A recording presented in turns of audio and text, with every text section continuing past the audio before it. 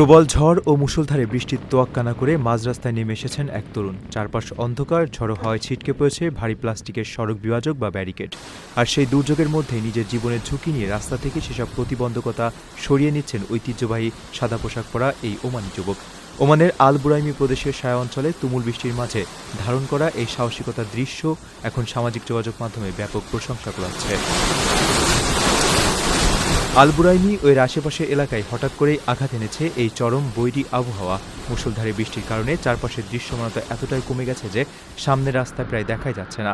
বাধ্য হয়ে হেডলাইট জ্বালিয়ে অত্যন্ত ধীরগতিতে গাড়ি চালাচ্ছেন চালকেরা। তুমুল বেগে আছড়ে পড়া বৃষ্টির ছাট আর দমকা হওয়ায় পুরো এলাকার পরিস্থিতি বেশ ভীতিকর হয়ে উঠেছে।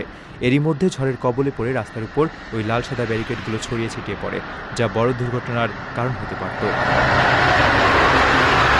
এমন ভয়াবহ পরিস্থিতিতে সাধারণ মানুষ যখন নিরাপদে আশ্রয়ের খোঁজে ব্যস্ত, ঠিক তখনই এই তরুণের এমন নিঃস্বার্থ উদ্যোগ দুর্ঘটনা থেকে বাঁচিয়েছে অনেককে।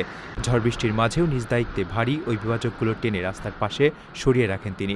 নেটিজেনদের মতে, দুর্যোগপূর্ণ মুহূর্তে নিজের কথা না ভেবে অন্যদের জন্য এই যুবকের এগিয়ে আসার ঘটনাটি মানবতার এক অনন্য উদাহরণ।